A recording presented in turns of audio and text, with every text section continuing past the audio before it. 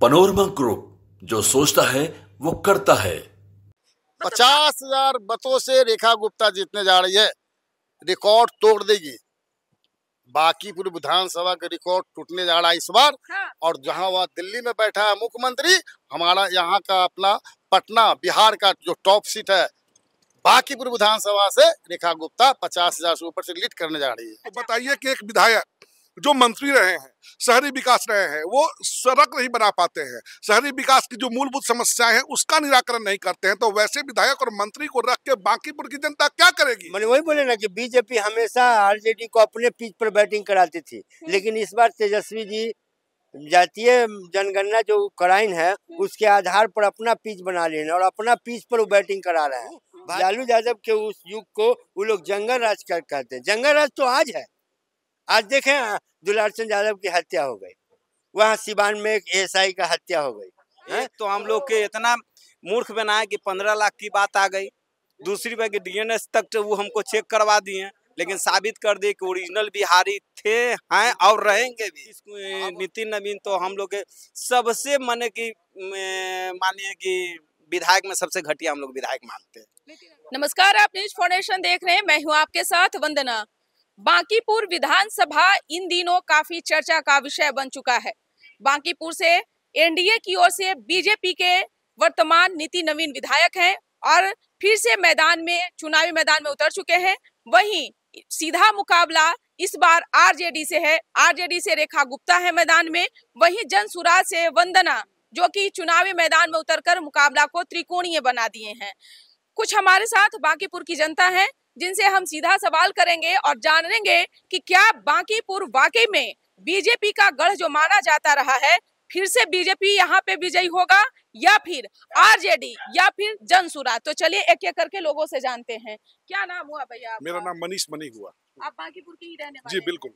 अच्छा, आपके नजर में कुछ बांकीपुर में विकास हुआ है?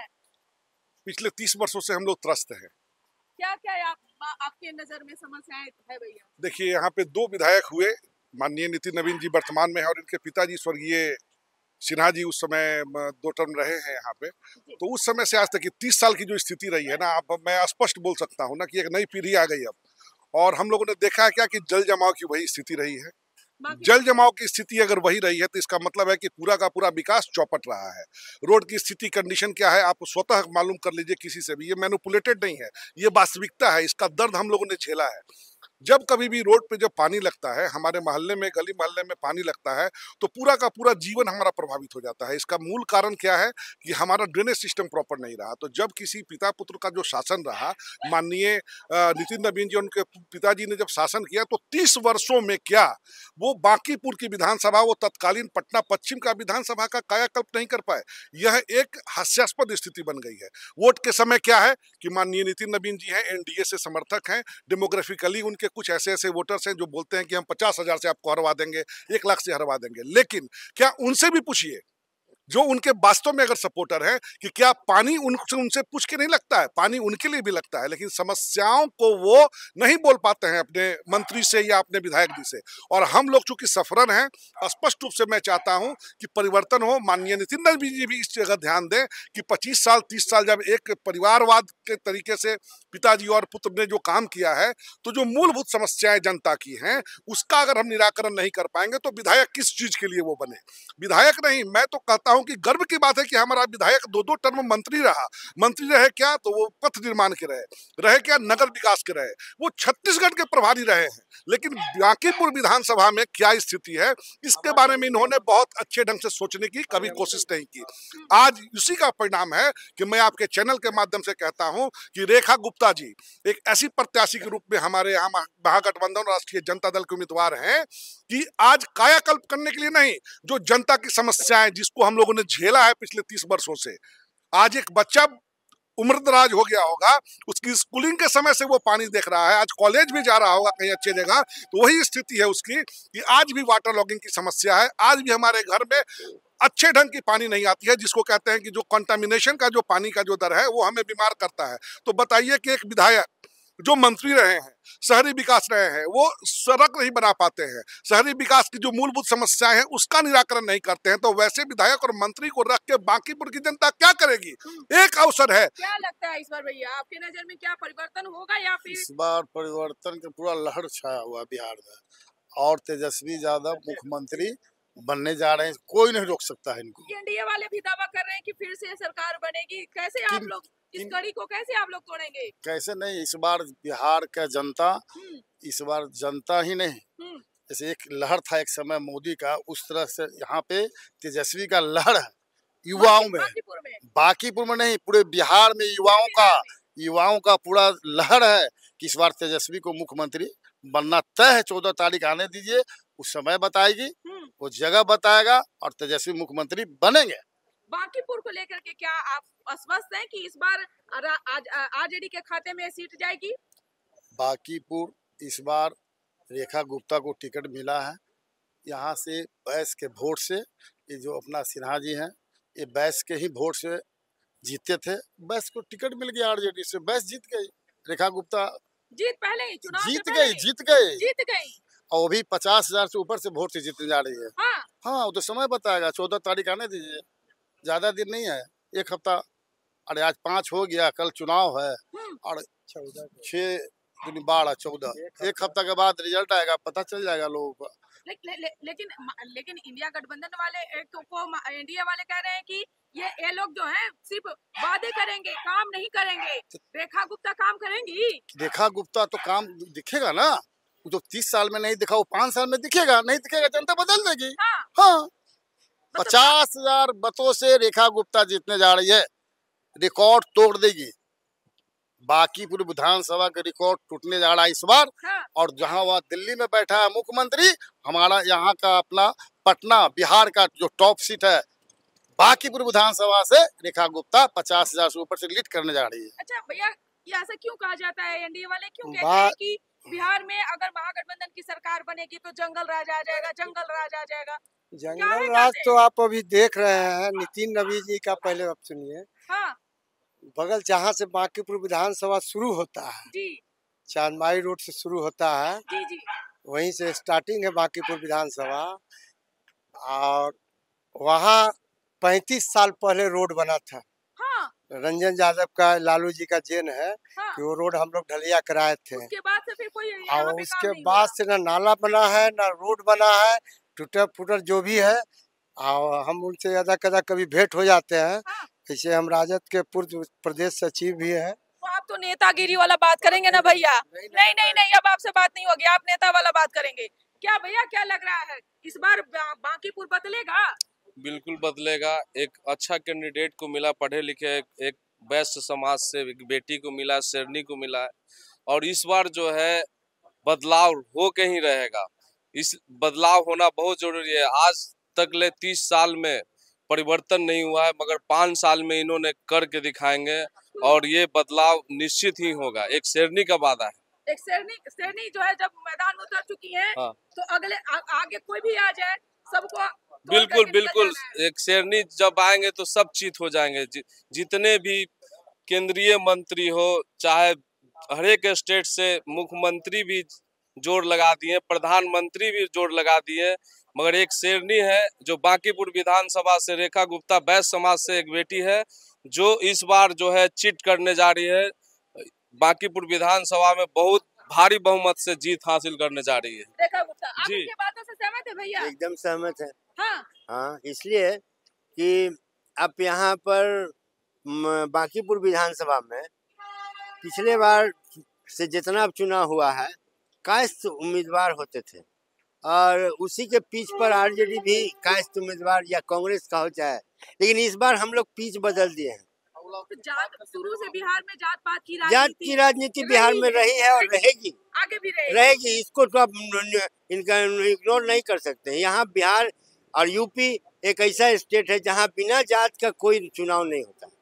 और कई सालों के बाद ये सीट पर आरजेडी चुनाव लड़ी, से पहले कांग्रेस यहाँ से चुनाव लड़ती रही है, 2 बार, पिछले 2 बार चुनाव लड़ी निश्चित तौर पर। लेकिन इस बार क्या समीकरण बदलेगा? समीकरण बदलेगा इसलिए क्योंकि यहाँ पर आरजेडी का और बीजेपी का जो वोट है वो लगभग बराबर है, लगभग बराबर है। लेकिन वैश्य मतदाता जिनको आपको जाति जनगणना से पहले वैश्यों को पता नहीं था कि हम पटना शहर में कितना मात्रा में है।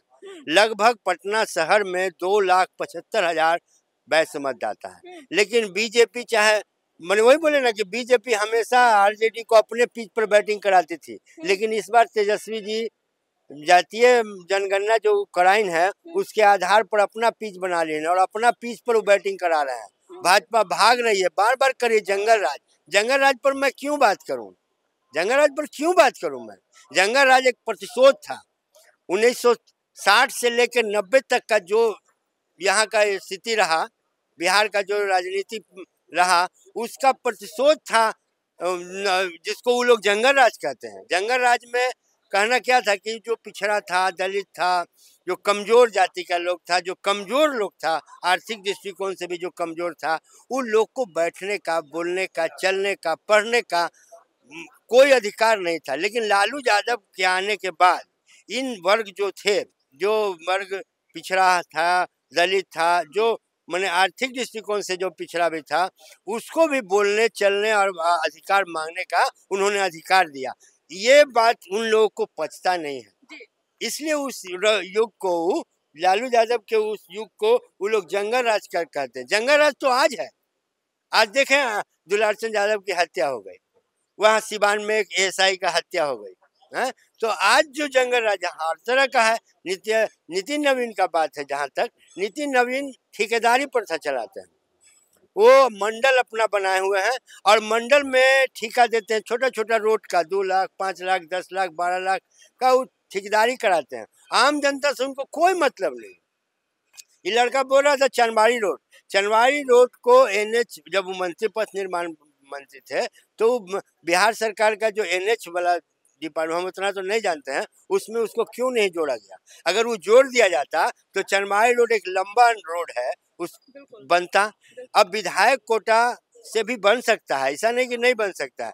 काउंसलर है, हम लोग लगातार वहां से 35 नंबर और 29 नंबर में 2002 से लगातार हम लोग जीते आए हैं, आरजेडी के उम्मीदवार जो है। ऐसे तो वहाँ निर्दलीय होता है काउंसलर का चुनाव, लेकिन वहाँ जीतते हम लोग हैं। हम लोग के पास उतना फंड नहीं होता है कि लंबा रोड बना सके, लेकिन आपके पथ निर्माण मंत्री बने, हमारे विधायक हैं, लेकिन चाहे सांसद हैं, काम नहीं हुआ है। काम नहीं। क्या लग रहा है भैया इस बार लहर क्या लग रहा है? बांकीपुर में कौन आरजेडी अपना झंडा आगे लेके निकल लेगी कि फिर से बीजेपी अपना, क्या लग रहा है इस बार? देखिए, हम लोग तो पॉलिटिकल आदमी तो है नहीं, लेकिन माननीय प्रधानमंत्री या मुख्यमंत्री से मैं 2 बात के हम लोग के जो युवा में है, जो कि बहुत जो है कि हम लोग के अंदर से ये है। देखिए, सबसे पहली बात कि बांकीपुर विधानसभा में परिवर्तन होना तो बहुत जरूरी है, बहुत जरूरी है। परिवर्तन एकदम जरूरी है। अब अभी हम लोग मूड बना लिए हैं। क्यों जरूरी मैं बताता हूँ। प्रधानमंत्री क्या वादा किए थे, 15-15 लाख रुपया, वो कहाँ गया 15 लाख रुपया? वो तो नहीं मिला।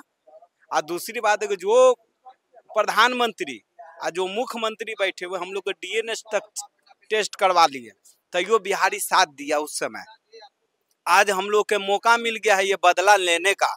इसी बहाने वोट देकर महागठबंधन को, तेजस्वी जी को मुख्यमंत्री बनाकर तेज रफ्तार और तेजस्वी सरकार का नारा हम लोग लगा चुके हैं सारा युवा। इनसे 2 बदला लेना है, ये वोट मारकर 2 बदला हम लोग लेंगे ही। हाँ। किसी भी हाल में लेंगे। हाँ। एक तो हम लोग के इतना मूर्ख बनाए कि 15 लाख की बात आ गई। दूसरी बात कि डीएनए तक वो हमको चेक करवा दिए, लेकिन साबित कर दे कि ओरिजिनल बिहारी थे, हैं और रहेंगे भी। अब हाँ, आपकी वोट मार के भी दिखा देंगे कि देखिए महागठबंधन के लड़। और नितिन नवीन तो हम लोग के सबसे मानिए कि विधायक में सबसे घटिया हम लोग विधायक मानते हैं। नितिन नवीन एकदम घटिया विधायक। क्यों भैया? एक जिस तरह से अभी बिहार में महागठबंधन वर्सेस एनडीए की लड़ाई चल रही है, आपने देखा होगा पार्टियों के द्वारा घोषणा पत्र भी जारी की गई, जिसमें बड़ी बड़ी बातें कही गई। दोनों में से किसका आपको सही लग रहा है? तेजस्वी यादव कहें कि हम जीतेंगे तो 3 करोड़ नौकरी देंगे। उन्होंने कहा कि माई बहन मान योजना के तहत हम 2500 रुपया महिला के खाते में देंगे। बिहार में लगभग 1.5 करोड़ से भी अधिक आबादी मानी जाती है जीविका दीदियों का। उनको उन्होंने कहा कि हम सरकारी दर्जा देंगे। बीजेपी का जो ये था उसमें कहा गया कि हम 125 यूनिट बिजली फ्री देंगे, रोजगार देंगे, उद्योग लाएंगे। क्या लग रहा है किसका जो हकीकत है, जमीनी हकीकत, किसकी सच्चाई आपको लग रही है? देखिए, इस बार हम तो तेजस्वी यादव को ही वोट देंगे, उनको ही लाना है। क्यों भैया तेजस्वी यादव को आप वोट करेंगे? क्यों? बीजेपी वाला बोलता है कि जंगल राज है, आरजेडी का सरकार आएगा तो फिर जंगल राज चालू हो जाएगा। तो क्या हम ये पूछना चाहते हैं कि अभी बीजेपी का राज में क्या मर्डर और क्राइम ये सब रुक गया है कि नहीं हो रहा है? हो ही रहा है, सब चीज़ तो हो ही रहा है। कुछ तो खाली बदनाम कर रहा है आरजेडी को कि आरजेडी आएगा तो जंगल राज आ जाएगा। ऐसा थोड़ी ना होता है। वो सब गया, वो सब जमाना, ठीक ना। अब तेजस्वी अगर मुख्यमंत्री बनेंगे तो बिहार और भी आगे बढ़ेगा। जी जरूर बढ़ेगा। युवाओं को नौकरी देंगे, युवाओं को नौकरी मिले। हम लोग का युवा है तो हम लोग का युवा का दर्द समझते हैं, क्या होता है नहीं होता है, ठीक ना। अच्छा, तेजस्वी यादव ने ये भी बात कही थी कि हम सरकार में आएंगे तो हम जिनका शादी नहीं हुआ उन भाइयों को हम शादी भी कराएंगे। तो क्या ये भी बात मानी जाएगी क्या युवाओं में? क्या रखी जाएगी? अब शादी का तो मैटर तो ये तो हमको बता नहीं सकते हैं क्या नहीं। अब तो कहने का अर्थ था कि जाहिर सी बात है कि जिन भाइयों के पास में नौकरी नहीं है भैया, तो वो अपनी लड़की उनके हाथ में कोई लड़की को क्यों देगा? जब वो आएंगे सरकार में तो युवाओं को नौकरी देंगे तो अच्छा खासा रिश्ता आएगा, उनकी शादी हो जाएगी। उनका कहने का मतलब ये था। ठीक है, तो उसी के लिए तो उनको लाया जा रहा है। उसी के लिए लाया जाएगा। ठीक है, कम से कम एक कमाओ, अगर इंसान बन जाएगा तो कमाओ, एक बीवी भी आ जाएगी घर में। क्योंकि लड़का का कमाई देखता है, ठीक ना, अथी नहीं देखता, चेहरा और ये अथी नहीं देखता, बस देखता है। चेहरे का मुस्कान भी बता रहे भैया कि आप कहीं ना कहीं तेजस्वी यादव की इस बात से सहमत है। जी जी है ना? जी मैडम। तेजस्वी यादव जी देखो, अब देखिए तेजस्वी यादव जी की जो बात आप कह रही है, मैंने भी बहुत सी बातें सुनी हैं। तेजस्वी यादव जी जो 17 महीने में जो काम किए हैं, देखिए आपके चैनल के माध्यम से, और एकदम शानदार समय है, विधानसभा का समय है, विधानसभा में आप मुख्यमंत्री बनाने का समय है। एक उप मुख्यमंत्री जो वादा किए, इन्होंने यह दिखला दिया कि गांधी मैदान टहलने की चीज तो है ही, गांधी मैदान दर्शनीय चीज तो है ही, लेकिन गांधी मैदान वो जगह है जहां पे अगर एक मुख्यमंत्री चाहे और उप मुख्यमंत्री चाहे तो वहां से भरमार कर सकता है नौकरी के लिए। और इसका पूरा का पूरा बिहार का वो युवा पीढ़ी, हम लोग जैसे लोग जो हैं वो गवा रहे हैं कि 17 महीने का अल्पकाल, जब तेजस्वी यादव जी ने यह बात कही थी कि हम इतना रोजगार देंगे, तो नीतीश कुमार जी का, मैं जनता को याद दिलाना चाहता हूँ वो वक्त जब बोला गया था, जब नीतीश कुमार जी ने कहा था कि पैसा कहाँ अपने बाप के यहाँ से लाएगा, यह बाप का बात बोल के बोला गया था। और माननीय तेजस्वी यादव जी ने अल्पकाल में यह बात दिखला दिया बोल के कि अगर हम में क्षमता है, अगर हम पे विश्वास अगर जनता करेगी तो हम 4 लाख 5 लाख 6 लाख नहीं, हम अपने किसी भी भाइयों और बहनों को बेरोजगार नहीं रहने देंगे। और मैडम, बेरोजगारी का अगर दंश खत्म हो गया ना, तो बिहार से जो पलायन है और बिहार की जो समस्याएं हैं, वह समस्या तेजस्वी यादव जी का नेतृत्व ही सही कर सकता है। मैं याद दिलाना चाहूंगा कि जनता को कि तेजस्वी यादव जी के किए गए जितने भी कार्यकलाप है अल्पकाल में, उसको याद कीजिए और उसी को याद करके तेजस्वी यादव जी को बिहार का मुख्यमंत्री बनाइए और बांकीपुर की जनता रेखा गुप्ता जी को यहाँ अपना विधायक बनाइए। धन्यवाद। बहुत बहुत शुक्रिया बात करने के लिए। तो आपने सुना क्या कुछ कहना था बांकीपुर के आम जनता का, जिन्होंने साफ तौर पर कहा कि इस बार परिवर्तन का लहर है। अब तो 14 तारीख को ही पता चलेगा भैया कि ईवीएम आखिर क्या बताता है। इसकर बस इतना ही। सहयोगी आकाश के साथ न्यूज फॉर नेशन पटना। किरण के साथ जाग उठा बिहार, हर मत बने नई उम्मीद, हर कदम जिम्मेदारी। न्यूज फॉर नेशन की अपील, 6 और 11 नवंबर को घर से निकलें, वोट करें और अपने भाग्य विधाता खुद बने।